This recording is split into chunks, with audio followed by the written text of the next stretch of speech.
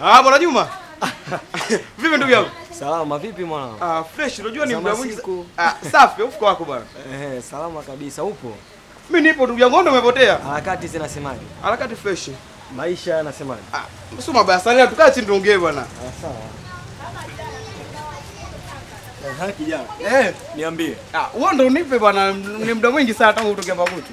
Hivi sasa hivi upo hapa mjini unajihusisha na nini zaidi?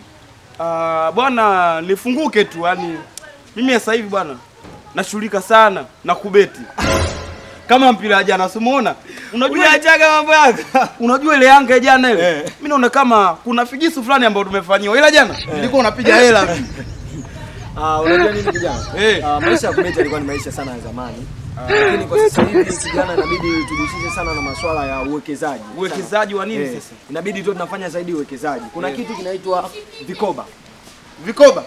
Usizani sisi haya maisha tunapata labda tunaenda kwa waganga au tunaloga, tunafanya nini? Yaani Vikoba unaweza Vikoba tu unapata kila kitu. Yaani ni Vikoba. Kwa nini nichelewe? Yaani ni Vikoba tu. Koba. Yaani usione hapa hivi. Sawa.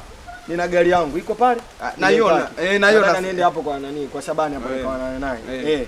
Yaani kila kitu maisha ni Vikoba tu. Vikoba? Hasa ndugu yangu, unajua nini? Mimi umesema niachane na kubeti. Sasa mimi nataka niuache kabisa kubeti. Nataka nijiunge na mimi kwenye Vikoba. Okay, unataka ujiunge na Vikoba? Ndugu yangu. Sawa, hamna tatizo. Nitakupa namna kuna nini na Vikoba. Sawa? Tusipoteze muda sana. Una simu kwani? Sina simu ndugu yangu. Simu nipatie wapi mimi? Na aka kanani aka? Ako kasimu. Hii utaweka voucher na nani? Na nauli kidogo hapo. Umesema hiyo ni voucher. Asante ndugu yangu.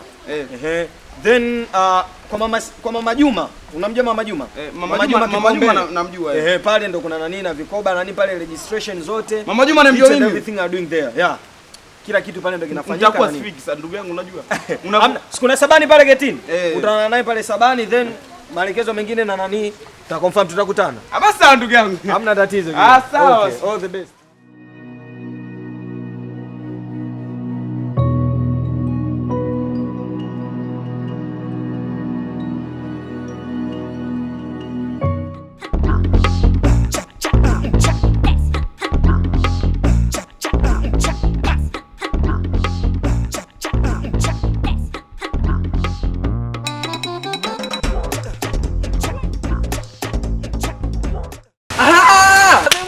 Ndugu yangu.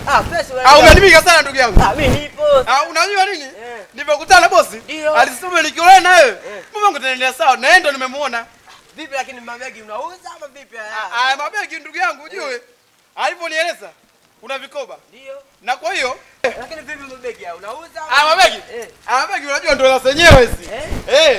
Hela zenyewe kivipi yani? Yaani ni hela zenyewe hizi. Ndio. Sasa sema ila mda bosi. Amda bosi ndio wewe. Basi mafanikio ya bonjiani.